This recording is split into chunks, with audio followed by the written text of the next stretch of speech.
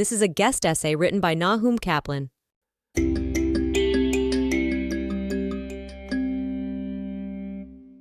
The war between Israel and Hamas has revived humanity's worst instincts. Anti-Semitism is back. It is more than a Jewish issue. If racism towards Jews becomes acceptable, then so does bigotry against others, including Muslims. It is everyone's enemy. Those who support peace between Israel and the Palestinians, be it two states, one state, or some kind of confederation, should help fight anti-Semitism, not stoke it. It is an essential part of resolving the conflict. A territorial dispute can be resolved, but a dispute about refusing to live with Jews or any group, because of hatred, cannot. No political solution will work if this is not tackled. This fact is too often ignored. We study history to learn from it, and history has taught us that when people say they want to kill Jews, they want to kill Jews. Shamefully, many are ignorant or in denial about this. There has been a failure of education. The young are particularly affected. Holocaust education is again lacking. Even many who know it happened do not know its true depths. Everyone has a stake in this. As we are seeing, what happens in Israel soon enough comes to Paris, London, and New York. It never stops with the Jews. As contrite anti-Semite and Lutheran pastor Martin Niemöller wrote about Nazism, "First they came for the socialists, and I did not speak out, because I was not a socialist. Then they came for the trade unionists, and I did not speak out, because I was not a trade unionist. Then they came for the Jews, and I did not speak out, because I was not a Jew. Then they came for me, and there was no one left to speak for me." Fair criticism is essential. Israel is a modern nation-state. Criticism of its policies is absolutely necessary. Israel understands this, which is why it, alone in the Middle East, has a free press. Take a look at Israel's left-wing Haaretz newspaper. It is critical to the point of being self-loathing, but it is not anti-Semitic. Criticism should be fair, factual, and based on accurate reporting. This is morally right, and it makes the criticism harder to dismiss. The 3 Ds of anti-Semitism, delegitimization, demonization, and double standards, provide a framework for distinguishing legitimate criticism of Israel from anti-Semitism. All 3 are signs of anti-Semitism. Keep an eye out for them because the diseases of anti-Semitism and hate have infected much of the media and the corridors of power. Jew hatred is millennia old. It did not start with Israel's creation. Now here are the 18 guidelines. Number 1. Recognize that Israelis and Palestinians are real people. The conflict is not just lines on a map, slogans to shout, or a ping-pong ball for the culture wars. Israelis and Palestinians are human beings. Neither group is going anywhere. This is an important starting point for meaningful conversation. Speak with sincerity and sensitivity, and without demonizing anyone. Number 2. Do not conflate Israel and Jews. They are not interchangeable terms. Jews are an ethnic and religious group. Israel may be a Jewish state, but it is multicultural, multiracial, and multi-religious. About 21% of Israeli citizens are Arab Muslims.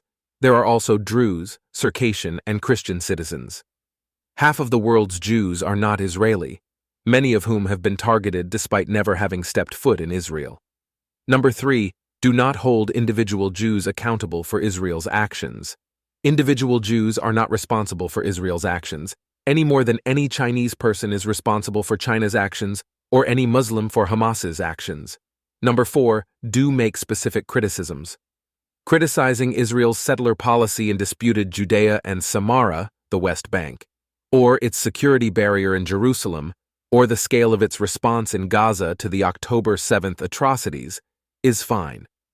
Criticizing specific policies is fair, and it does not require delegitimizing Israel, dehumanizing Jews, or peddling deranged conspiracy theories. Number 5. Do provide context. The Israeli-Palestinian conflict is complex. Nothing happens in isolation. For example, criticizing the security measures in Jerusalem is fine, but doing so without mentioning they are a response to terrorism is willfully misleading. Number 6. Do not claim that Jews are white. Portraying Jews as white is done to make them more easily fit into the narrative that Zionism is a white colonialist project. There are Jews of every skin color. Only 30% of Israelis are Ashkenazi, European Jews. Almost 45% are indigenous Mizrahi Jews. There are many others, such as Maghrebi Jews and Ethiopian Jews. Almost half of Israeli Jews are ethnically mixed. Jews outside of Israel are diverse too. Number 7. Do not spread or give credence to Jewish conspiracy lies. The most common of these old lies are that the Jews control the media, government, or business. Nazis, communists, Islamists, and conspiracy quacks spread these lies.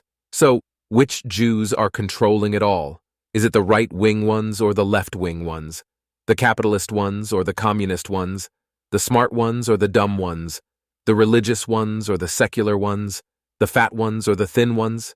The educated ones or the uneducated ones? The hard-working ones or the lazy ones? The married ones or the single ones? The introverts or the extroverts? It should be obvious from this that there is no such entity as the Jews controlling anything. Number 8. Talk about the pro-Israel lobby, not the Jewish lobby, accurately. There is a pro-Israel lobby in the U.S. Its biggest contributor is Christians United for Israel, which is obviously a Christian organization. There is also a Saudi Arabian lobby, a petrochemical lobby, a climate change lobby, and many others. The biggest of all are lobby groups for Chinese interests, claiming the pro-Israel lobby is unique, nefarious, and all-controlling is a conspiracy theory. Number 9. Avoid using the terms Zionist or Zionism to describe the Israeli government or Jews. These terms have become pejorative and are too broad to be useful. A Zionist is one who believes Jews have a right to a homeland in Israel. That includes Jews of all political persuasions, most evangelical Christians, and anyone who supports a two-state solution, such as the United Arab Emirates, Saudi Arabia, or China. Israel is a modern nation-state. Its people are simply Israelis, much as people in Australia are simply Australians.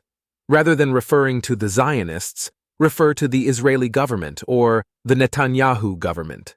Number 10. Do not lie about Jews' connection to Israel. This is a delegitimization tactic. Jews are the indigenous people of Israel. There have always been Jews in Israel, although they have rarely had sovereignty or been the majority. While some of Israel's enemies accuse it of being colonialist, many Jews view Israel's creation as decolonization. It was Jewish insurgents who drove the colonialist British out of Palestine. This historicity of Jews being from Israel does give them a claim to the land, but it does not mean Palestinians have no claim. Number 11. Do not call for Israel's destruction. Racists have weaponized the Palestinian independence struggle, making anti-Zionism the new anti-Semitism. Claiming to be anti-Zionist but not anti-Jewish is like saying you are not anti-Japanese, but just want to destroy Japan. It is anti-Semitic to say that Jews are the only people in the world without the right to a homeland. Calling for Israel's destruction with rabid chants such as, "From the river to the sea, Palestine will be free," or by any means necessary, is to call for the death of millions. That is disgusting. Calling for serious solutions is welcome. Number 12. Speak from a position of knowledge, not ignorance. History is not one-sided. The Israeli-Palestinian dispute is fiendishly complex, which is why it remains unresolved after 75 years. All sides have legitimate claims and grievances. Be mindful that a media war is happening concurrently with the real war. Much of what is reported and passed off as history is well-funded propaganda that the media, politicians, and multilateral agencies parrot unquestioningly. Many common beliefs on the conflict and its origins are lies, often believed with a delusional fervor. Repeating lies over and over does not make them true. Be aware that many people cannot see this conflict on its own terms, so they frame it in ways that resonate with their own histories. For example, Americans often view it through the prism of race, Europeans through the prism of colonization, and Malaysians through their profound insecurities about Chinese immigrants. Read up on the region's history from a wide variety of sources. Get your facts right. Develop a genuine understanding of differing narratives and their merits. Number 13. Do distinguish between Israeli Arabs and Palestinians. Israeli Arabs are citizens of Israel with same rights as all other citizens. They are a different polity than the Arabs who are fighting for a Palestinian state. Refusing to acknowledge this is the basis of many lies, such as that Israel is an apartheid state, a delegitimization tactic. Number 14. Avoid Holocaust inversion. This involves accusing Israel of doing to the Palestinians what the Nazis did to the Jews in the Holocaust.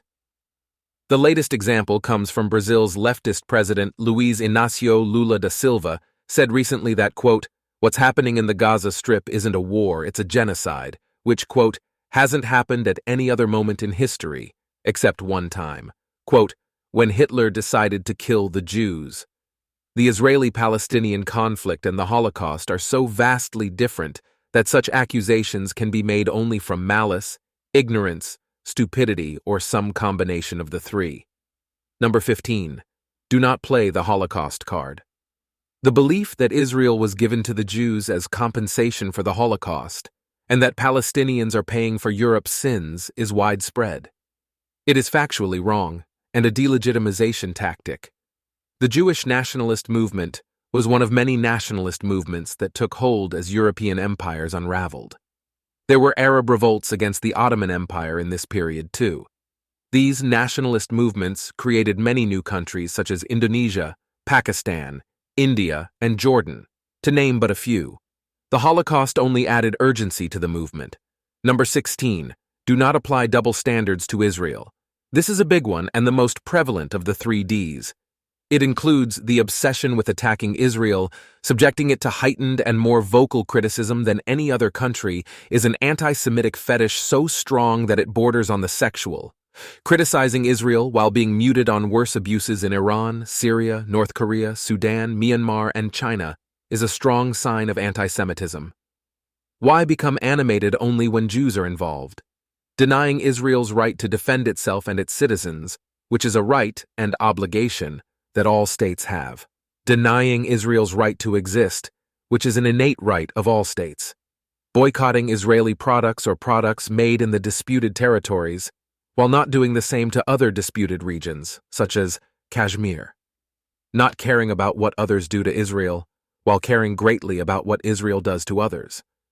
Demanding Israel be the only country in history required to give aid to its enemies during a war.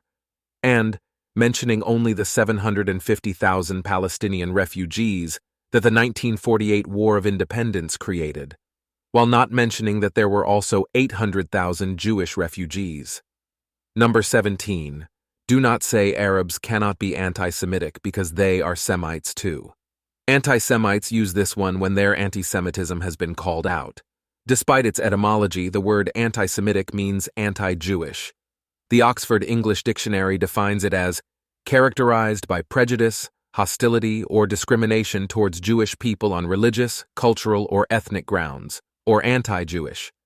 The Merriam-Webster Dictionary describes it as hostility toward or discrimination against Jews as a religious, ethnic, or racial group, while the Collins Dictionary describes it as hostility to and prejudice against Jewish people. And lastly, number 18. Do not blame Jews for everything that is wrong with the world. The idea that Jews, who are 0.2% of the world's population, are responsible for all its problems is absurd. Humans love a scapegoat to avoid taking responsibility for their own failings. As French philosopher Jean-Paul Sartre wrote, "If the Jew did not exist, the anti-Semite would invent him." It is easy to criticize Israel fairly. Focus on policy, be specific, be accurate, be factual. Do not repeat conspiracy theories, lies, and slogans. Provide context, educate yourself. This is a pretty good way to approach criticizing any country fairly. If you find this difficult, you may well be the problem.